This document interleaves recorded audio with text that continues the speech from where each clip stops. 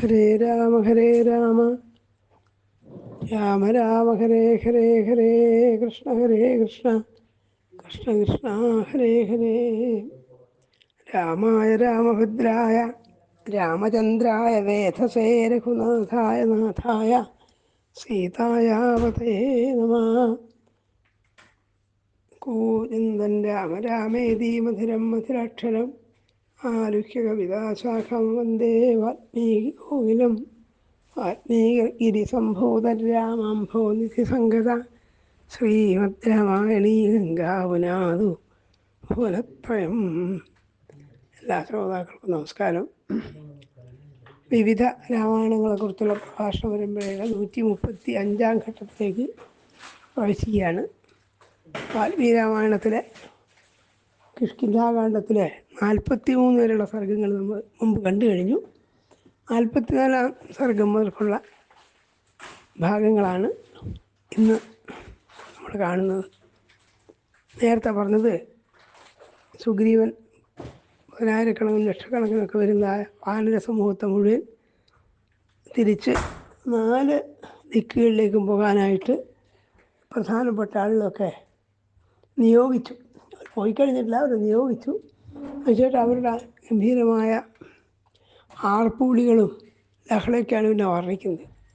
അതിടയ്ക്ക് ഈ 4 ദിക്കിലേക്കും ആളെ വെച്ചെങ്കിലും തെക്ക് ഭാഗത്തേക്ക് നിയോഗിക്കപ്പെട്ട ജാമ്പവാൻ, ഹനുമാൻ, അംഗദൻ മുതലായവരൊക്കെ ഉണ്ട്. അതിൽ പ്രധാനപ്പെട്ട ആൾ, കാര്യസാധ്യത്തിന് ഏറ്റവും നല്ല ആൾ ഹനുമാനാണെന്ന് കണ്ടിട്ട് അതറിയുന്ന സുഗ്രീവൻ ഹനുമാനെ വിളിച്ചു വിശേഷേണത് സുഗ്രീവോ ഹനുമത്യർത്ഥമുക്തവാൻ. ഹനുമാനോടായിട്ട് പ്രത്യേകമായിട്ട് പറഞ്ഞു എന്നാണ്. കാരണം നിങ്ങൾക്കാണ് കാര്യമായി സംഗതികളൊക്കെ ചെയ്യാൻ സാധിക്കുക എന്നുള്ള ലക്ഷ്യത്തോടു കൂടിയാണ്. വേറൊരു കാര്യമുള്ളത്, രാവണൻ സീതയെ കൊണ്ടുപോയിട്ടുള്ള തെക്ക് ഭാഗത്തേക്കാണെന്ന് നേരത്തെ പലരിൽ നിന്നും അവർ മനസ്സിലാക്കിയിട്ടുണ്ട്. ജഡായു പറഞ്ഞിട്ടും ഒക്കെ അവരറിയല്ലോ, ആ ഗന്ധർവൻ പറഞ്ഞിട്ടുമൊക്കെ അറിയുകയും ചെയ്യും. പിന്നെ എന്തിനാണ് 4 ദിക്കിലേക്കും സൈന്യങ്ങളയച്ച് ഈ വാനര സൈന്യത്തെ അയച്ചതെന്നുള്ളത് ഒരു തന്ത്രമാണ്. അതായത് രാവണന് അനവധി ചാരന്മാരുണ്ട്. ചാരന്മാർ മുഖാന്തരം രാവണൻ അറിയും സുഗ്രീവൻ്റെ നേതൃത്വത്തിൽ വാനരന്മാർ സീതാന്വേഷണം ആരംഭിച്ചിരിക്കുന്നു. അതിൽ ആൾക്കാരെല്ലാ ദിക്കും നടക്കുകയാണെന്നുള്ളത് രാവണൻ അറിയാതിരിക്കില്ല. ഇപ്പോൾ തെക്ക് ഭാഗത്തേക്ക് മാത്രമായിട്ട് ആളെ അയച്ചു കഴിഞ്ഞാൽ ഇവിടെയാണ് തെക്ക് ഭാഗത്താണ് സീതയുള്ളതെന്ന് രാവണൻ ഉറപ്പുണ്ട് എന്ന് രാവണന് മനസ്സിലാവും. അപ്പോൾ സീതയെ അവിടുന്ന് സ്ഥലം മാറ്റി കളഞ്ഞു വരാം. മറിച്ച് 4 ദിക്കിലേക്ക് ആളെ അയച്ചു കഴിഞ്ഞാൽ സീത യഥാർത്ഥത്തിൽ ഇവിടെ ഉണ്ട് എന്ന് രാമനും സുഗ്രീവനൊന്നും അറിയില്ല എന്ന് രാവണൻ വിചാരിക്കും. അതുകൊണ്ടാണല്ലോ എല്ലാ ദിക്കിലേക്ക് അയച്ചത്. അതുകൊണ്ട് സ്ഥലമൊന്നും മാറ്റാൻ സാധിച്ചൊന്നും വരില്ല. ഇങ്ങനെയുള്ള ചില തന്ത്രങ്ങളൊക്കെ ഉപയോഗിച്ചിട്ടാണ് തെക്ക് ഭാഗത്തേക്കാണ് സീതയെ കൊണ്ടുപോയെന്ന് അറിഞ്ഞിട്ട് പോലും എല്ലാ ദിക്കിലേക്കും ആളെ അയക്കുന്നത്. അതിലേറ്റവും സമർത്ഥന്മാരായ ആളുടെ തെക്ക് ഭാഗത്തേക്ക് അയച്ചത് അവരാണ് സീതയെ കണ്ടെത്തുക എന്ന് സുഗ്രീവന് വിശ്വാസമുള്ളതുകൊണ്ടാണ്. അതിലേറ്റവും സമർത്ഥനായിരിക്കുന്ന ആൾ ഹനുമാനാണ്. അതുകൊണ്ട് ഹനുമാനെ വിളിച്ച് പ്രത്യേകമായിട്ട് പറഞ്ഞു എന്നാണ്. താങ്കളെ കൊണ്ടാണ് കാര്യം. ന ഭൂമൗ ന അന്തരീക്ഷേ ന അംബരേ നാമരാലയേ നാമരാലയേ നാസ്തു. എല്ലാ ദിക്കിലും അന്വേഷിക്കണം. അല്ലയോ ഹനുമൻ, അങ്ങക്ക് ഒരു ലോകത്ത് കിടക്കാനും പ്രയാസം ഉണ്ടാവില്ല. ഭൂമിയിലോ അന്തരീക്ഷത്തിലോ ആകാശത്തിലോ ഒരു ദിക്കിലും അങ്ങ് തടസ്സം ഉണ്ടാവില്ല എന്നാണ്. സാസുരാസ ഗന്ധർവ സനാഗമര ദേവത. ഏത് ലോകത്തും കിടക്കാൻ സാമർഥ്യമുള്ളവരാണ്. അതുകൊണ്ട് എങ്ങനെയെങ്കിലും സീതയെ കണ്ടുപിടിക്കണം എന്ന് പറയാൻ അങ്ങനെയൊക്കെയുള്ള ഗതിവേഗത, തേജസ്ഥ ലാഘവഞ്ച മഹാകവേ. ശരീരത്തിൻ്റെ ഊക്കും യാത്രയ്ക്കുള്ള സാമർഥ്യവും ഗതിവേഗമൊക്കെ ഉണ്ട്. തെയ്യേ ഹനുമൻ അസ്തി ബലം വൃദ്ധിൻ പരാക്രമ. അങ്ങനെയൊക്കെ ബലവും സാമർഥ്യവും ഒക്കെ വേണ്ട പോലെ ഉണ്ട്. അതുകൊണ്ട് ആണ് നിന്നോട് പ്രത്യേകം ഏൽപ്പിക്കുന്നത് പറഞ്ഞു. ഇതൊക്കെ രാമൻ്റെ മുമ്പാകെയാണ് ചെയ്തത്. അപ്പോൾ രാമന് മുമ്പ് തന്നെ ഹനുമാനെക്കുറിച്ച് നല്ല അഭിപ്രായമുണ്ട്. ഇപ്പോൾ സുഗ്രീവൻ പ്രത്യേകമായിട്ട് ഹനുമാനെ ഇതൊക്കെ ഏൽപ്പിക്കുന്നുണ്ടപ്പോൾ രാമനും ഈ ഹനുമാനെ അടുത്ത് വിളിച്ചിട്ട് തൻ്റെ കയ്യിലുള്ളതായ മോതിരം ഊരിയിട്ട് ഹനുമാന് കൊടുക്കാൻ. കാരണം ഹനുമാൻ സീതയെ കണ്ടെത്തുന്നുള്ള വിശ്വാസത്തിലാണ്. അങ്ങനെ കണ്ടെത്തി കഴിഞ്ഞാൽ തൻ്റെ ദൂതനായിട്ടാണ് എനിക്ക് വിശ്വസ്തനായിട്ടാണ് ഈ ഹനുമാൻ വന്നിരിക്കുന്നതെന്ന് സീതയ്ക്ക് ബോധ്യം വരാൻ വേണ്ടിയിട്ട് തൻ്റെ നാമം, തൻ്റെ പേര് എഴുതിയിട്ടുള്ള മോതിരം ഹനുമാനെ ഏൽപ്പിക്കാൻ, അങ്കുലീയകം എന്ന് പറയും, അത് മുദ്രാമോതിരം ആണ്. ആ മുദ്ര കണ്ടാൽ രാമൻ്റെ അറിവോടെയും രാമൻ്റെ സമ്മതത്തോടെയും രാമന് വേണ്ടിയിട്ടാണ് ഈ വാനരം വന്നിരിക്കുന്നതെന്ന് സീതയ്ക്ക് ബോധ്യപ്പെടും. അതിനു വേണ്ടിയിട്ട് അങ്കുലീയകദാനത്തെക്കുറിച്ചാണ് പിന്നെ ഈ 44 സർഗത്തിൽ പറയുന്നത്. കൊടുത്തിട്ട് പറഞ്ഞു, അനേനത്വം ഹരിശ്രേഷ്ഠാധിന്നേന ജനകാത്മജ മത്സകാശാദനുപ്രാപ്ത മനുദ്വിഗ്നാനുപശ്യതീം. എൻ്റെ ഈ മോതിരം നീ സീതയെ കൊടുത്തു കഴിഞ്ഞാൽ മത്സകാശാദനുപ്രാപ്ത, എൻ്റെ അരിയിൽ നിന്നാണ് നീ വരുന്നതായിട്ട് മനസ്സിലാവുക. ഹനുമാനാകട്ടെ അത് കയ്യിലേറ്റുവാങ്ങി ആ രാമൻ്റെ കാലുകളെ വന്ദിച്ചു, എന്നിട്ട് പുറപ്പെട്ടു എന്നാണ്. പിന്നെ ആ വാനരന്മാരുടെ ഉത്സാഹങ്ങളും അവരുടെ സന്നാഹങ്ങളൊക്കെ വർണ്ണിക്കാൻ, അതിബലബലമശ്രിതത്തവാഹം ഹരിഹര വിക്രമ വിക്രമൈരൽപൈ പവനസുത യഥാധിഗമ്യത്തെ സാ ജനകസുത ഹനുമസ്തഥാ കുരുഷ്രാം. എന്നിട്ട് ശ്രീരാമൻ അവസാനമായിട്ട് പറഞ്ഞു, അധിക വിലവുള്ളവരായ വാനരന്മാരെ, നിങ്ങളെയാണ് ആശ്രയിച്ചിരിക്കുന്നത്. നിങ്ങൾ ആ സീതയെ കണ്ടെത്താൻ എന്താവശ്യമുണ്ടോ, പവനസുത യഥാധിഗമ്യതേസ, ആ സീതയെ കണ്ടെത്താൻ എന്തൊക്കെ ചെയ്യാനുണ്ടോ അല്ലയോ വായുപുത്ര, അതൊക്കെ ചെയ്യുമെന്ന്. അങ്ങനെയാണ് അവർ പുറപ്പെടുന്നത്. ആ പുറപ്പെടിൻ്റെ ഘോഷങ്ങളൊക്കെയാണ് പിന്നീട് കുറച്ച് ശ്ലോകങ്ങളിൽ വർണ്ണിക്കുന്നത്. തതസർവാദിശോ രാജ ചോദയിത്വാ യഥാതഥം കപിസേനാപതിനും വീരോ മുമോദ സുഖിത സുജം. ഓരോ ആൾ ഓരോ ദിക്കിലേക്കായിട്ട് നേരത്തെ പറഞ്ഞല്ലോ, ശതബലി എന്നാൾ കിഴക്കൻ ദിക്കിലേക്ക് പുറപ്പെട്ടു. വിനതൻ പ്രതസ്ഥേ സഹസാ വീരോ ഹരി ശതബലിസ്തത. ഓരോ ആളായിട്ട് വിനതൻ മറ്റൊരു ദിക്കിലേക്ക് പുറപ്പെട്ടു.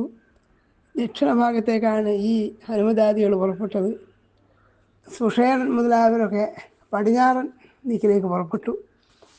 അവരുടെ സന്നാഹങ്ങളൊക്കെ പറയുകയാണ്. ചിലർ വളരെയധികം സന്തോഷത്തോടു കൂടി വലിയ ഒരു ദൗത്യം നിർവഹിക്കാനുണ്ടെന്നുള്ള വിചാരത്തോടെ ആരെയും ഭയമില്ലാതെയും കുറേ ആളുകൾ ചാടിക്കളിച്ചു, കുറേ ആൾ അലറിയെന്നൊക്കെയാണ്. ഭൂതലേ സാഗരേ വാവി ശൈലേഷു ചവനേഷു ച പാതാളസ്യ വിവാമധ്യേന മാമച്ഛിദ്യതേ ഗതി.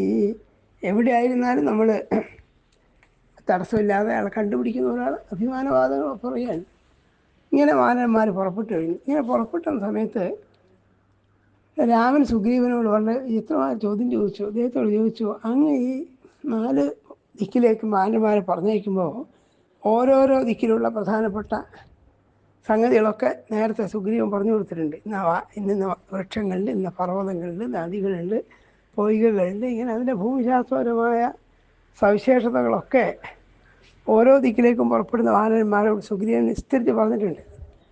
അതിൽ കൗതുകം കൊണ്ടിട്ടാണ് രാമൻ ചോദിക്കുന്നത്. സുഗ്രീവനോട് ചോദിച്ചു, അങ്ങ് ഈ ഭൂലോക വിവരങ്ങളൊക്കെ എങ്ങനെ മനസ്സിലാക്കി? ഇത്രയൊക്കെ സഞ്ചരിക്കാൻ സമയം കിട്ടിയിട്ടുണ്ടാകുമോ? എങ്ങനെയാണ് ഈ എല്ലാ ദിക്കിലുള്ള ഈ വിശേഷങ്ങളൊക്കെ അറിഞ്ഞതെന്ന് ചോദിക്കുകയാണ്.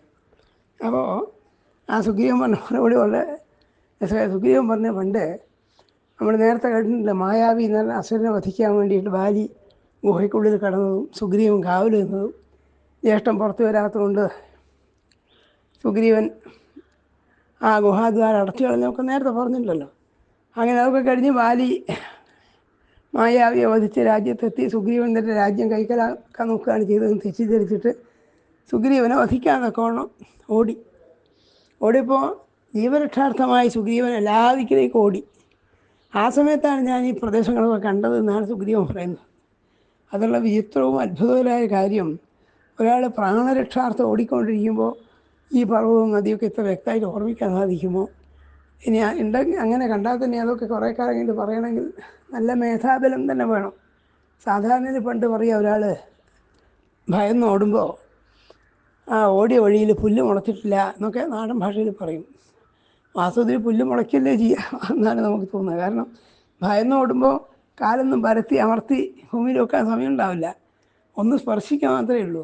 അപ്പോൾ നടുക്കൊക്കെ പുല്ല് മുളയ്ക്കാനല്ലേ സാധ്യതയുള്ളത്. അല്ലാതെ ഈ റോഡിറങ്ങാൻ പോകുന്ന പോലെ എല്ലാവർക്കും ചവിട്ടി അരച്ചും കൊണ്ടായിരിക്കും ഒരാൾ നടക്കേണ്ടാവുക. എന്തായാലും അതൊരു തമാശയാണ്. സുഗ്രീവൻ പക്ഷേ പറഞ്ഞതാണ്, ഞാൻ ഇങ്ങനെയൊക്കെയാണ്. അഹം എന്ത് ചെയ്യുന്നു, യോജനസംഖ്യായ പ്ലവേ എന്നാത്ത സംശയ. ഞാൻ ഈ പല ദിക്കിലേക്ക് ഓടിപ്പോയിട്ടുണ്ട്, അതുകൊണ്ടാണ് എനിക്ക് ഈ പ്രദേശങ്ങളൊക്കെ നല്ല പരിചയം നോക്കിയാണ് അദ്ദേഹം പറഞ്ഞത്. അത് വളരെ വിസ്തരിക്കാനൊന്നുമില്ല. അതുകൊണ്ട് ഞാൻ എന്ത് ചെയ്തു, പല ദിക്കിൽ നിന്ന് രക്ഷയില്ലാതെ, ഈ വാലിയുടെ ആക്രമണത്തെ രക്ഷയില്ലാതെ ഒരു ദിക്ക് ചെല്ലും, അവിടെ വാലി എത്തിക്കഴിയും, അവിടുന്ന് ഓടും. അങ്ങനെ ഓടിയിട്ട് എന്ത് ചെയ്തു, ഞാൻ വിജിത്യ ദിവസം സർവേ സീതാധികമനേ ധൃത. എനിക്കാണ് എനിക്ക് ഇതൊക്കെ കാണാൻ കഴിഞ്ഞത് എന്ന് പറയാൻ. അതാണ് ഈ 46, 47 പറഞ്ഞത്. 47 പറയുന്നത്, ഈ പുറപ്പെട്ട് പോയ വാനരന്മാർ തെക്ക് ഭാഗത്തേക്ക് പോയ ഹനുമതാദികൾ ഒഴിച്ച് ബാക്കിയുള്ളവരൊക്കെ സകല ദിക്കിലും തെരഞ്ഞു നടന്നിട്ട് സീതയെ കാണാൻ കഴിയാതെ തിരിച്ചു പോന്നു എന്ന് പറയാണ്. 1 മാസത്തിലേക്ക് വരണമെന്ന് സുഗ്രീവൻ്റെ ആജ്ഞയാണല്ലോ. അതുകൊണ്ട് അവരെന്ത് ചെയ്തു, പല ദിക്കിലും പോയി നോക്കി. അവർ ആത്മാർത്ഥമായി ശ്രമിച്ചു. തേ സരാംസി സരിൽ കക്ഷാന ആകാശം നഗരാനിത നദീ ദുർഗംസ്തഥാ ദേശാൻ വിജിന്വന്തി സമന്തത. നദീതീരങ്ങളിലും പർവ്വത പ്രദേശങ്ങളിലും നാട്ടുംപുറങ്ങളിലും സരസ്സുകളിലൊക്കെ അന്വേഷിച്ചു എന്നാണ്. ദിവസം സർവേ സീതാധിഗമനേ ധൃത സർവർത്തുകാംസ്തദേശേഷു വാനരാ സഫലദ്രുമൻ. അവർ സകല സ്ഥലത്തും അന്വേഷിച്ചു, പക്ഷേ കാണാൻ സാധിച്ചില്ല. അങ്ങനെ ബാക്കി തെക്ക് ഭാഗത്ത് ഒഴിച്ചുള്ളവരൊക്കെ തിരിച്ചു വന്നു എന്നാണ്. കിഴക്ക് ഭാഗത്തേക്ക് പോയവനായ വിനതൻ, അതേപോലെ വടക്ക് ഭാഗത്തേക്ക് പോയ ശതബലി, പടിഞ്ഞാറ് ഭാഗത്തേക്ക് പോയ സുഷേണൻ, ഇവരൊക്കെ തന്നെ അനുയായികളോടുകൂടിയാണ് പോയത്. അവരൊക്കെ ആത്മാർത്ഥമായി ശ്രമിച്ചു, വളരെയധികം ക്ലേശിച്ചു. 1 മാസത്തോളം സകല ദിക്കിലും തിരഞ്ഞിട്ടും സീതയെ കാണാതെ മാസേ പൂർണ്ണേത് സുഗ്രീവം ഉപചക്രമേ. 1 മാസം പൂർത്തിയായപ്പോൾ സുഗ്രീവനടുത്തേക്ക് മടങ്ങി വന്നു. ആജ്ഞ പാലിക്കാണല്ലോ. എന്നിട്ട് പറഞ്ഞു, ഞങ്ങൾ ആവും പോലെയൊക്കെ നോക്കിക്കഴിഞ്ഞു, സീതയെ കണ്ടില്ല എന്ന് പറഞ്ഞു. അപ്പോൾ സുഗ്രീവനും രാമനും ഉറപ്പിച്ചു, ഈ ജാമ്പവാനും ഹനുമാനും മംഗതിനൊക്കെ പോയിട്ടുള്ള തെക്ക് ഭാഗത്ത് നിന്ന് തന്നെ സീതയെ അവർ കണ്ടെത്താതിരിക്കില്ല എന്ന് സമാധാനിച്ചിരുന്നു എന്നാണ്. പിന്നീട് ഈ തെക്ക് ഭാഗത്തേക്ക് പുറപ്പെട്ടു പോയ അംഗദാദികളും ഹനുമാൻ മുതലായവരൊക്കെ എന്ത് ചെയ്തു എന്നാണ് 48, 49, 50 അധ്യായത്തിലൊക്കെ വർണ്ണിക്കുന്നത്, ആ സർഗങ്ങളിലൊക്കെ വർണ്ണിക്കുന്നത്.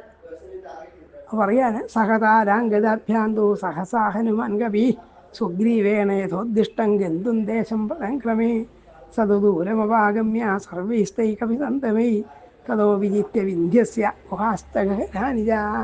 അവർ വിന്ധ്യപർവ്വതത്തിലെ ഗുഹകളും ദുഷ്കരമായ പ്രദേശങ്ങളിലൊക്കെ അന്വേഷിച്ച് നടന്നു. പർവ്വതാഗ്ര നദീ ദുർഗാൻ സരാംസി വിമുലദ്രുമാൻ. വലിയ വലിയ വൃക്ഷങ്ങളുള്ളതാണ്, വലിയ വലിയ കാടുകളിൽ, നദീതീരങ്ങളിൽ വൃക്ഷകണ്ടാം വിവിധാൻ. അത് വെറുതെ നടക്കല്ല, അവർ മരത്തിൻ്റെ പൊത്തിലടക്കം നോക്കി സീത എവിടെയാണ് ഒളിപ്പിച്ചിട്ടുള്ളത്. അന്വേഷമാണ് ആസ്തേ സർവേ വാനരാ സർവതോദിശം ന സീത അന്തദശം വീര. സീതയെ കാണത്താൻ സാധിച്ചില്ല. അവർ തേ ഭക്ഷയന്തോ മൂലാനി ഫലാനി അന്യവി അന്വേഷമാണ് ദുർധർഷാനിമസന്തന്ത്രക. ഒരു കാട്ടിൽ കിട്ടാവുന്ന പഴങ്ങളും ഇലകളൊക്കെ ഭക്ഷിച്ചിട്ടു, കായ്കനികൾ ഭക്ഷിച്ചിട്ടൊക്കെ കഴിഞ്ഞുകൂടി, പക്ഷേ അവർക്ക് സാധിച്ചില്ല എന്നാണ്. അങ്ങനെ നടന്നുകൊണ്ടിരിക്കുകയാണ്. അവർ ഒരു ശൂന്യമായ പക്ഷിമൃഗാദികളൊന്നും അധികമില്ലാത്ത നിർജ്ജനം ശൂന്യം ഗഹനം ഘോരദർശനം. കണ്ടാൽ പേടി തോന്നിക്കുന്നതായ വെള്ളമൊന്നും കിട്ടാനില്ലാത്ത ഒരു പ്രദേശം കണ്ടു എന്നാണ്. അത് വളരെ വിഷമമുള്ള സ്ഥലമായിരുന്നു. നസന്തി മഹിഷായത്ര നമൃഗാന ഹസ്തിന. അവിടെ ആനയോ മാനകളോ വന്യമൃഗങ്ങളൊന്നും ഉണ്ടായിരുന്നില്ല, പക്ഷിമൃഗാദികളൊന്നും ഇല്ലാത്ത സ്ഥലമാണ്. നജാത്ര വൃക്ഷ അനൗഷധോ ന വല്യോ നാ വിവിരുധ സ്നിഗ്ധപത്ര സ്ഥലേ യത്ര പത്മിന്യാഫുല്ല പങ്കജ. താമരപ്പൂക്കളില്ല, വണ്ടുകളില്ല, സാധാരണ കാടുകളിൽ കാണാവുന്ന മനോഹരമായ ദൃശ്യങ്ങളൊന്നും അവിടെ ഉണ്ടായിരുന്നില്ല, പക്ഷിമൃഗാദികളൊന്നും ഉണ്ടായിരുന്നില്ല. അപ്പോൾ അതെന്താണ് ഇതിൻ്റെ കാരണം എന്ന് കവി തന്നെ പറയുന്നുണ്ട്. അവിടെ പണ്ട് കണ്ടുർന്ന മഹാഭാഗ സത്യവാദീത ബോധന. സത്യവാദിയായിരിക്കുന്ന കണ്ടു എന്ന് പറയുന്ന ഒരു മഹർഷിയുടെ സ്ഥലമായിരുന്നു ഇവിടെ. അദ്ദേഹം അങ്ങനെ വളരെ കാലം അവിടെ തപസ് ചെയ്ത് നോക്കുക. അദ്ദേഹത്തിൻ്റെ മകനായിട്ട് ഒരു 10 വയസ്സുള്ള പുത്രൻ ഉണ്ടായിരുന്നു. ആ 10 വയസ്സുള്ള പുത്രൻ ആ വനത്തിൽ വെച്ച് കാരണമൊന്നും പറയുന്നില്ല മരിച്ചുപോയി. വെച്ചപ്പോൾ അദ്ദേഹത്തിന് സ്വാഭാവികമായിട്ടും നൈരാശ്യവും ക്രോധമൊക്കെ ഉണ്ടായി. ആ ക്രോധത്തില്ല ക്രുദ്ധസ്ഥേന മഹാമുനെ തേന ധർമാത്മന ആ ശപഥം കൃഷ്ണം ദത്തമഹന്ധ്വനം. അവിടെ ഈ വനപ്രദേശത്തെ മുഴുവൻ മഹർഷി ക്രോധം കൊണ്ട് ശപിച്ചു. അങ്ങനെ ശപിച്ചതുകൊണ്ടാണ് ഇത് ജനങ്ങളില്ലാത്തതും പക്ഷിമൃഗാദികളൊന്നും ഇല്ലാത്ത സ്ഥലമായി പോയതെന്ന്. എന്തായാലും അങ്ങനെ അതൊക്കെ കണ്ടുകൊണ്ട് അവർ വീണ്ടും നടന്നു. ആ രാവണനും സീതയൊക്കെ എവിടെയാണ് ഉള്ളതെന്ന് അറിയാൻ വേണ്ടിയിട്ട് അങ്ങനെ നടന്നുകൊണ്ടിരിക്കുക. ദദർശുർ ഭീമകർമാണ് അസുരം സുരനിർഭയം. ദേവന്മാരെ പോലും പേടിയില്ലാത്ത വലിയ ശരീരത്തോടു കൂടി ഒരു അസുരനെ കണ്ടു എന്നാണ്. ഇയാളായിരിക്കാം രാവണെന്ന് വാനന്മാർ തെറ്റിദ്ധരിച്ചു. കാരണം അവർക്ക് രാവണനെ കണ്ട് ശീലമില്ലല്ലോ. അവരൊക്കെ കൂടി എന്ത് ചെയ്തു? അഭ്യതാവത സംക്രുദ്ധോ മുഷ്ടിമുദ്യമ്യ സംഗതം. തങ്ങളുടെ വിരലുള്ള മുഷ്ടികളെ കൊണ്ട് ആൾ ഇടുക്കി വെച്ചിരുത്താം. ആപതന്തം സഹസ ബാലിപുത്രം ഗതസ്തത. ബാലിപുത്രനായ അംഗദൻ്റെ മുഷ്ടിപ്രകാരം ഇട്ടിട്ട് ആ പർവ്വതാകാരനായ രാക്ഷസൻ വീണു. രാവണോയം ജിജ്ഞാത്വ. രാവണനാണെന്ന് അവർ വിചാരിച്ചു എന്നേ ഉള്ളൂ. രാവണനെന്നല്ല പിന്നീട് മനസ്സിലായി. അതിൽ ചോര വായുന്ന ചോര ചാടിക്കൊണ്ട് ആ നിലത്ത് വീഴുകയും ചെയ്തു. അതിനുശേഷം അവർ വീണ്ടും നടന്നു പറയാം. അവർ വളരെയധികം ഗതികേട്ടിലായി. കാരണം ഭക്ഷണപദാർത്ഥങ്ങൾ തീർന്നു തുടങ്ങി. വെള്ളം കൂടി കുടിക്കാനില്ലാത്തൊരു സ്ഥലത്താണ് എത്തിയത്. ആകപ്പാടെ ക്ഷീണിച്ചു. ഏകാന്തേ വൃക്ഷമൂലേതു നിഷേധുർ ദീനമാനസ. അവർ ദയനീയന്മാരായി തീർന്നു. സീതയോട്ട് കണ്ടതുമില്ല. തങ്ങളുടെ ആയുസ് ഇങ്ങനെ ദിവസം ഇങ്ങനെ കഴിയുകയും ചെയ്യാൻ. കാലാവധി തീരാറായി. 1 മാസത്തേക്ക് തിരിച്ചു തരണമെന്ന് പറഞ്ഞതാണ്. അതോട്ട് സാധിച്ചുമില്ല. അങ്ങനെ ഒരിക്കൽ വേറൊരു സ്ഥലത്തേക്ക് വടക്കാണ്. അനാനി ഗിരയോ നദ്യോ ദുർഗാണി ഗഹനാനിജ ഗിരിഗുഹാസൈവ വിജിതാസർവമന്തതാം. ഇവിടെ ഒന്നും അവർക്ക് കാണാൻ കഴിഞ്ഞില്ല. അപ്പോൾ അവർ സങ്കടത്തോടെ ആ വാനന്മാർ പറയുകയാണ്, തത്ര അസ്മാകൻ ജാനകീന ദൃശ്യതേ. ആ ജാനകിയെ കാണാൻ സാധിച്ചില്ല, സീതയെ കണ്ടെത്താൻ കഴിഞ്ഞില്ല. ഇനിയിപ്പോൾ എന്ത് ചെയ്യും? സുഗ്രീവനാകട്ടെ ഉഗ്രശാസനാണ്. നമ്മൾ പറഞ്ഞ സമയത്ത് ചെന്നതുമില്ല, സീതയോട്ട് കണ്ടുമില്ല എന്ന് അവളെ വധിക്കുക ചെയ്യും എന്നൊക്കെയാണ് വിചാരിച്ചുകൊണ്ടിരിക്കുക. ഇനിയിപ്പം നമ്മൾ എന്താ ചെയ്യേണ്ടതെന്ന് അംഗത മറ്റുള്ളവർ ചോദിക്കുകയാണ്. ഉച്ചതാം ഹിക്ഷമഞ്ഞത്തൽ സർവേഷാമേവ വാനന്മാരെ നമ്മൾ ഇനിയിപ്പോൾ എന്താണ് ചെയ്യേണ്ടതെന്ന് ഏറെക്കുറെ ഖേദത്തോടു കൂടി ചോദിച്ചു. അംഗദസ്യ വചശ്രുത്വ വചനം ഗന്ധമാദനം പറഞ്ഞ് നമ്മളങ്ങനെ തളർന്നു പോകരുത്, മനസ്സുകൊണ്ട് ക്ഷീണിക്കരുത്. ഇനിയും നമുക്ക് മറ്റുള്ള സ്ഥലത്ത് നോക്കാം എന്ന് പറഞ്ഞിട്ട് അവർ മാർഗാമഹേ ശൈലൻ ഗന്ധരം സ്ഥാശിരാസ്തഥ. ഇനിയും പർവ്വത പ്രദേശങ്ങളും ഗുഹകളും ഒക്കെ നോക്കി നടക്കാമെന്ന് പറഞ്ഞിട്ട് അവർ എല്ലാവർക്കും നടന്നു. വിജിന്നന്തു വനം സർവേ ഗിരിദുർഗാണി സംഗതാം. അങ്ങനെ നടന്നുകൊണ്ടിരിക്കുകയാണ്. പാച്ചോറ്റിക്കാട്, ലോത്രവനം എന്നൊക്കെ പറയും. പാച്ചോറ്റി എന്ന് പറയുന്ന മരങ്ങൾ ധാരാളമുള്ള കാടാണ്. അവിടെയൊന്നും പക്ഷേ ഒന്നും കാണാനുണ്ടായില്ല. പശ്യന്തി സ്മ വൈദേഹിൻ രാമസ്യ മഹിഷീം പ്രിയാം. രാമൻ്റെ പ്രിയപത്നിയായിരിക്കുന്ന സീതയെ എന്നിട്ട് അവർ കണ്ടില്ല. അവരെ കാലമാകട്ടെ കടിയും ചെയ്തു. തേഷാം തത്രയും വസതാം സകാലോ വ്യക്തിവർത്തതാം. സുഗ്രീവൻ പറഞ്ഞ 1 മാസത്തിൻ്റെ കാലാവധി തീർന്നു. അങ്ങനെ ആകപ്പാടെ നിരാശാപരിതരാവരിരുന്നു. വെള്ളമൊന്നും കുടിക്കാൻ കിട്ടാനുമില്ല. അങ്ങനെ ഇരിക്കെ അവർക്കറിയാം മൈന്ദസ്ഥതി വിദേശൈവ ഹനുമാൻ ജാമ്പവാനവി അംഗതോ യുവരാജശ്ച താരശ്ചവന ഗോചര. അവർക്ക് പേര് ഇടയ്ക്കിടയ്ക്ക് ഓർമ്മിപ്പിക്കുകയാണ്. മഹാദേവന്മാരായ വാനന്മാരാണ്. അവരൊക്കെ ആ ക്ഷീണിച്ചു. അങ്ങനെ നോക്കിക്കൊണ്ടിരിക്കുകയാണ്. ഗംഭീരമായൊരു വലിയൊരു ഗുഹ കണ്ടു. താഴേക്ക് ഇറങ്ങിപ്പോകാനൊക്കെ ഉള്ളൊരു ഗുഹയാണ്. ആ ഗുഹയിലെടുത്ത് അവർ ചെന്നപ്പോൾ ദുർഗവൃക്ഷവിലെന്നാമ ദാനവേനാഭിന്ദിതം. വൃക്ഷവിലം എന്ന് പറയുന്ന ഒരു വനത്തിൻ്റെ അടുത്താണിത് കണ്ടത്. അപ്പോൾ ആ ഗുഹയ്ക്കടുക്കാനുള്ള വൃക്ഷവിലം എന്നാണ്. അവിടെ ഒരു അസുരനാണത് രക്ഷിച്ചുകൊണ്ടിരുന്നത്. അതൊക്കെ കവി നേരിട്ട് പറയുകയാണ്. അവർ വാനന്മാരത് കണ്ടു. അവരവിടെ നോക്കിക്കൊണ്ടിരിക്കുക. ഈ ഗുഹയിൽ നിന്ന് താഴെ ഭാഗത്തു നിന്ന് ചില പക്ഷികളൊക്കെ മേലോട്ട് പറന്നു വരുന്നത് കണ്ടു. ഈ പക്ഷികളുടെ കൊക്കിലും ചിറകിലും നിന്നൊക്കെ വെള്ളത്തുള്ളി ഇറ്റ് വീഴുന്നുണ്ടായിരുന്നു. അപ്പോൾ ഈ ഗുഹയിൽ വെള്ളം ഉണ്ടെന്നതുകൊണ്ട് ഉറപ്പായി. അങ്ങനെ ജലാർദ്രാശ്ചക്രവാകാശ്ച രക്രാംഗ പത്മരേണുഭി തതസ്തദ്ബിലമാസാദ്യ സുഗന്ധീതുരതിക്രമം വിസ്മയ വ്യഗ്രമനസോ ബഭൂർവാനരക്ഷഭ. അപ്പം ഈ ഗുഹയ്ക്കുള്ളിൽ നിന്ന് ഈ പക്ഷികളൊക്കെ പുറത്തേക്ക് നനഞ്ഞ ചിറകുകളൊക്കെ ആയിട്ട് വരുന്നത് കണ്ടപ്പോൾ അവർക്ക് അത്ഭുതവും ഒക്കെ ഉണ്ടായി. അവർക്ക് മനസ്സിലായി ഇവിടെ വെള്ളമുണ്ടെന്ന് മനസ്സിലായി. സംഹൃഷ്ടാ തേജോവന്തോ ഹാബല. തേജസ്സുള്ളവരായി വാനരന്മാർ വിചാരിച്ചു ഇവിടെ വെള്ളമുണ്ട്, അവിടുന്ന് ഇറങ്ങാൻ വിചാരിച്ചു. പക്ഷേ ആകപ്പാട് ഇരുടായിരുന്നു. അങ്ങോട്ട് ഇറങ്ങാൻ അത്ര എളുപ്പമായിരുന്നില്ല. ഏതായാലും അവർ വളരെ കഷ്ടപ്പെട്ടിട്ട് ഇങ്ങനെ ഉറപ്പിച്ചു. നൂനും സലിലവാനത്ര കോപോപായതി വാഹൃത. ഒന്നുകിൽ അവിടെ കിണറുണ്ടാവണം, അല്ലെങ്കിൽ ചെറിയ പൊയ്യോ തടാകം എന്തോ ഉണ്ടാവണം. അതുകൊണ്ട് അങ്ങോട്ട് ഇറങ്ങാമെന്ന് വിചാരിച്ച് പരസ്പരം കൈകോർത്ത് പിടിച്ച് തെറ്റിപ്പോകാതിരിക്കാൻ വേണ്ടിയിട്ടാണ് നടന്നു.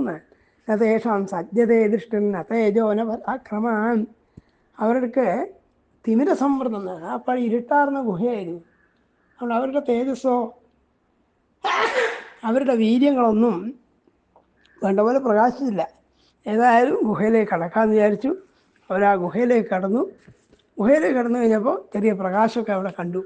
പ്രകാശഞ്ച അഭിരാമഞ്ച ദൃശോദ്ദേശമുത്തമം. അതിനുള്ളിൽ ചെന്നപ്പോൾ എന്തൊക്കെയാണ് കണ്ടത്? മിലേ ഭീമേ നാനാ പാദപസങ്കുലേ. ഉള്ളിലെ ഇറങ്ങി ചെന്നപ്പോൾ ധാരാളം തരത്തിലുള്ള വൃക്ഷങ്ങളോട് കൂടിയ മനോഹരമായ സ്ഥലത്ത് എത്തിയെന്നാണ്. അന്യോന്യം സമ്പരിഷ്വജ്യ, അവർ പരസ്പരം കെട്ടിപ്പിടിച്ചുകൊണ്ട് പരസ്പരം ചേർന്ന് നിന്നും കൊണ്ടുപോയി. ഞാൻ നഷ്ടസജ്ഞാ തൃഷിത സംഭ്രന്താസലിലാർത്ഥിന. വെള്ളത്തിന് ദാഹിച്ച് വളരെയധികം സംഭ്രമിച്ച് നടക്കുന്നവർ കൈവിടാതിരുന്നു. എന്നിട്ട് അവിടെ ഉള്ളിലെത്തിക്കഴിഞ്ഞപ്പോൾ എന്താണ്? തതസ്ഥം ദേശമാഗമ്യ സൗമ്യ വിധിമിരം വനം. ഇരുട്ടില്ലാത്തൊരു സ്ഥലം അവരെത്തി. വെളിച്ചമുള്ള സ്ഥലത്തേക്ക് എത്തി നടത്തും. അതൊരു അവർ ആശയൊക്കെ കെട്ടവരായിരുന്നു. അങ്ങനെ നടന്നുകൊണ്ടിരിക്കാൻ ഒരു മനോഹരമായ പ്രദേശം കണ്ടത്. ആ ഗുഹയ്ക്കുള്ളിലുള്ള വലിയ സ്ഥലത്തെ വർണ്ണിക്കുകയാണ്. അതൊക്കെ ഭൂമിയിലെ നിരപ്പിൽ നിന്ന് വളരെ താഴ്ന്ന സ്ഥലമാണ്.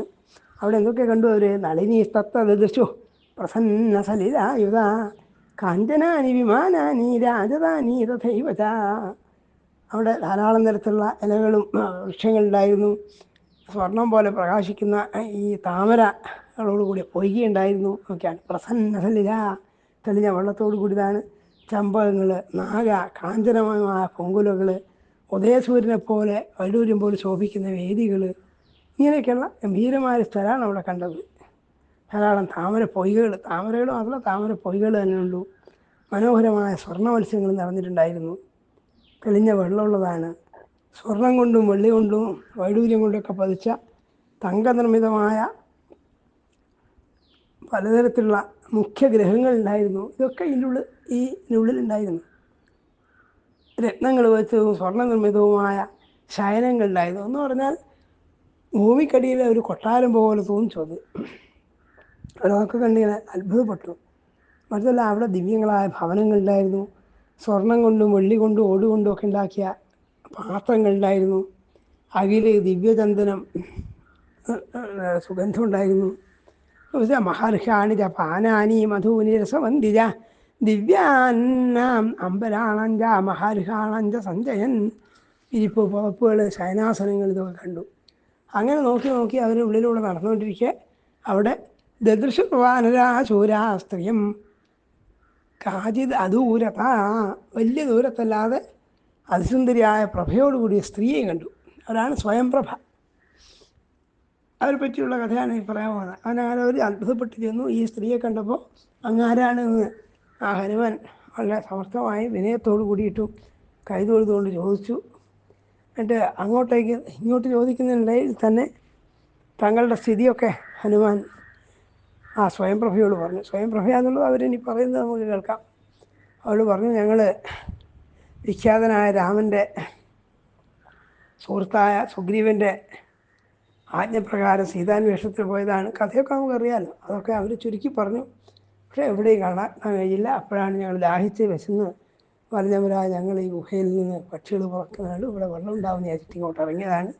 അങ്ങ് ആരാണെന്ന് ചോദിച്ചു. അവർ പറഞ്ഞു, ഞാൻ സ്വയംപ്രഭ എന്ന സ്ത്രീയാണ്. ഈ വലിയതായ മന്ദിരം മയാസുരൻ പണ്ട് നിർമ്മിച്ചിട്ടുള്ളതാണ്. ഇത് ഹേമ എന്നെൻ്റെ സഖീരതാണ് ഈ കൊട്ടാരമായ സ്ഥലങ്ങളൊക്കെ. അവൾക്ക് വേണ്ടിയിട്ട് ഞാനിത് രക്ഷിച്ചു കൊണ്ടുവരികയാണ്.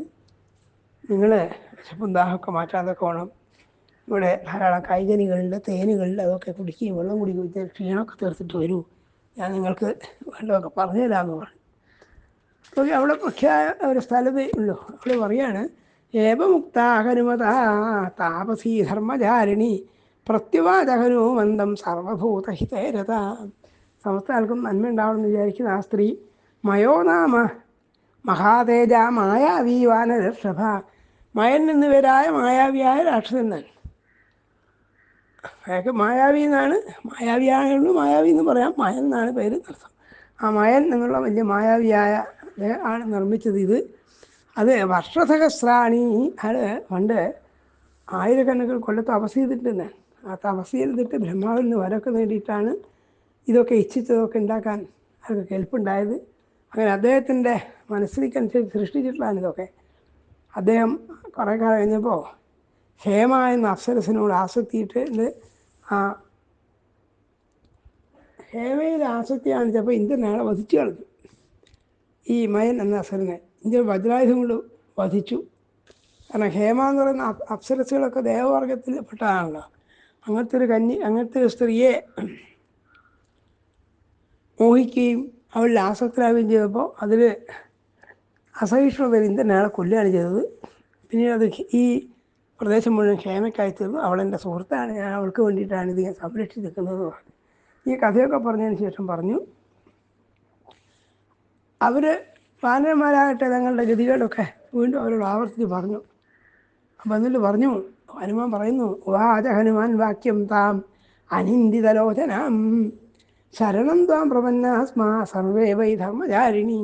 അല്ലയോ ധർമ്മം അനുഷ്ഠിക്കുന്നവളെ, ഞങ്ങൾക്കിതാ അങ്ങേ അഭയം പ്രാപിച്ചിരിക്കുകയാണ്. ഇനി എങ്ങനെയാണ് ഞങ്ങൾക്ക് ഇവിടുന്ന് പുറത്തു പോകാൻ കഴിയാമെന്നോ, ഇനി ഞങ്ങൾ എന്താണ് ചെയ്യേണ്ടതെന്ന് ഞങ്ങൾക്ക് യാതൊരു നിവൃത്തിയില്ല. ഞങ്ങൾക്ക് ഒന്നും മനസ്സിലാവുന്നില്ല. സുഗ്രീവൻ അനുഭവിച്ചെന്ന സമയം കഴിയുകയും ചെയ്തു. അതുകൊണ്ട് ഞങ്ങൾ ഇനി ഇവിടുന്ന് എങ്ങനെയാണ് പുറത്തു പോവുക എന്നൊക്കെ യാതൊരു രൂപമില്ല എന്ന് പറഞ്ഞു. അപ്പോൾ ആ സ്വയംപ്രഭ പറഞ്ഞു, ഈ ഗുഹയ്ക്കുള്ളിൽ ഇറങ്ങിക്കഴിഞ്ഞ ആളിൽ സാധാരണ രീതിയിൽ ജീവനോടുകൂടി പുറത്തു പോകാൻ വിഷമാണ്. വളരെ ദുഷ്കരാണ്. ജീവിത ദുഷ്കരം മന്യേ പ്രവിഷ്ട നിവർത്തിതും തപസ സ്വപ്രഭാവേണ നിയമോപാർജിതേനജ സർവാനേവ വിലാദസ്മാത് താരയിഷ്യാമി വാനരൻ. ഇവിടെ വന്ന് വിട്ടിട്ട് പിന്നെ പുറത്തു പോകാന്ന് പറയുന്നത് സാധാരണ എളുപ്പമല്ല. അതായത് നിങ്ങൾ പ്രഭാവമുള്ളവരും തപസ്സുകൊണ്ട് യമാനുഷ്ഠാനങ്ങളൊക്കെ ഉള്ളവരായതുകൊണ്ടും പിന്നെ എനിക്ക് അതിനൊക്കെ കഴിവുള്ളതുകൊണ്ട് ഞാൻ എന്ത് ചെയ്യാം, നിങ്ങളെ പുറത്താക്കാം. നിങ്ങളൊക്കെ കണ്ണടച്ച് നിൽക്കുമോ, കണ്ണ് തുറക്കുമ്പോൾ നിങ്ങൾ പുറത്തുണ്ട്. എങ്ങനെയാണ് പുറത്ത് കിടന്നത് മനസ്സിലാവില്ല എന്നർത്ഥം. അതുകൊണ്ട് കൈവിരലുകളുകൊണ്ട് കണ്ണ് പൊത്തി പിടിക്കുക എന്ന് പറഞ്ഞു. അവർക്ക് വേറെ രക്ഷയൊന്നും ഉണ്ടായിരുന്നില്ല. അങ്ങനെ അവർ എല്ലാവരും സ്വന്തം കൈകളെ കൊണ്ട് അടച്ചു പിടിച്ചു. കുറച്ച് കഴിഞ്ഞപ്പോൾ എന്താണ്, പുറത്ത് എത്തിക്കഴിഞ്ഞിരുന്നു. അവർ എങ്ങനെയൊക്കെയാണ് അവർ പുറത്തു വന്നത് അവർക്ക് മനസ്സിലായില്ല എന്നർത്ഥം. അതിനുശേഷം ആ സ്വയംപ്രഭ അവരോട് പറഞ്ഞു, ഇവിടെ ഇതിനടുത്ത് വിന്ധ്യാപർവ്വതമാണ്, അത് പ്രസ്രവണശീലമാണ്, അപ്പുറത്തുള്ളത് വലിയൊരു സാഗരമാണ്. അതുകൊണ്ട് നിങ്ങൾക്ക് നല്ലത് വരട്ടെ, നിങ്ങളുടെ വഴി സ്വയം കണ്ടുപിടിച്ചോളൂ എന്നർത്ഥം. അല്ലാതെ വേറെ സഹായമൊന്നും ചെയ്യാൻ സ്വയംപ്രഭയ്ക്ക് സാധിക്കുമെന്നറിയില്ല. അവരതൊന്നും പറഞ്ഞതുമില്ല. അപ്പുറത്താണ് സാഗരം എന്ന് പറഞ്ഞല്ലോ, കടൽ കടത്തി കൊണ്ടുപോകാനാണ് സാധ്യത എന്ന് രാവൺ കൊണ്ടുപോകാൻ സാധ്യത എന്ന് അവർക്ക് അറിയുകയും ചെയ്യാം. അങ്ങനെ അവരെന്ത് ചെയ്തു, തതസ്ഥേത് ദുർഘോരം സാഗരം വരുണാലയം. ഈ സ്വയംപ്രഭ പറഞ്ഞ പോലെ അവർ ഈ ഗുഹയിൽ നിന്ന് പുറത്ത് കിടന്നു. പർവ്വതത്തിനപ്പുറത്തായി നോക്കിയപ്പോൾ അതിഗംഭീരമായ കടൽ കണ്ടു. ആ കടൽ കിടന്നിട്ട് വേണം ഇനി അന്വേഷിക്കണമെങ്കിൽ ആ സാഗരം എങ്ങനെ തരണം ചെയ്യുമെന്നുള്ളതിനെക്കുറിച്ച് അവർ വിചാരിച്ചു എന്ന് പറഞ്ഞുകൊണ്ടാണ് ആ ഭാഗം പ്രധാനമായിട്ട് അവസാനിക്കുന്നത്. എന്തൊക്കെയാണ് ആ പുറത്ത് വന്നപ്പോൾ കണ്ടത്? തഥ പുഷ്പാതിഭാരാഗ്രാൻ ലതാശതസമാവൃതൻ. അതിനക്കണക്കിന് വള്ളികളോടും വൃക്ഷങ്ങളോടും കൂടി കൂടിയതായിരുന്നു. അങ്ങനെയുള്ള അവർ അവിടെ എത്തിയിട്ട് യുവരാജോ മഹാപ്രാജ്ഞ അംഗദോ വാക്യമം ബ്രവീത്. അപ്പോൾ ഈ വലിയൊരു കടൽ 100 യോജനയോളം വരുന്നതാണ് കടൽ. ആ കടലിൻ്റെ തീരത്താണ് അവരെത്തിയത്. അപ്പോൾ ഇത് കടക്കുക എന്ന് പറയുന്നത് ഏറെക്കുറെ അസാധ്യം തന്നെ എന്ന് അംഗദൻ പറയാൻ, ബാലിപുത്രനായ അംഗദൻ നിരാശയോട് പറഞ്ഞു, അല്ലയോ വാനരന്മാരെ, നമ്മൾ കാലാവധി കഴിഞ്ഞിട്ട് സീതയെ കാണാതെ തിരിച്ചു പോയാൽ നമുക്ക് വധശിക്ഷ തന്നെ ലഭിക്കും. അപ്പോൾ ഇനി നമുക്ക് ആകെപ്പാട് ചെയ്യാനുള്ള എന്താണ്, ഈ കടൽത്തീരത്ത് പ്രായോപവേശം ചെയ്യാം. അതായത് ഗർഭപ്പുല്ല് വിരിച്ച് മരണത്തെ കാത്ത് കിടക്കുക തന്നെ, സ്വാഭാവികമായ മരണം നേരിട്ട് നീ കിടക്കല്ലാതെ വേറെ വഴിയില്ലാതെ പറയാൻ. അപ്പോൾ ജാമ്പവാൻ, ഹനുമാൻ മുതലായവർ അംഗദനെ ആശ്വസിപ്പിക്കുന്നതും അവർ സമുദ്രം തരണം ചെയ്യാൻ വേണ്ടിയിട്ടുള്ള കാര്യങ്ങളെക്കുറിച്ച് ആലോചിക്കുന്നു. പിന്നീടുള്ള സംഭവങ്ങളൊക്കെയാണ് തുടർന്നുള്ള തർക്കങ്ങളിലുള്ളത്. അത് അടുത്ത പ്രഭാഷണത്തിൽ കേൾക്കാം. തൽക്കാലം ഇന്നത്തെ പ്രഭാഷണം ഈ ഭാഗത്ത് ഉപസംഹരിക്കുക. നമസ്കാരം.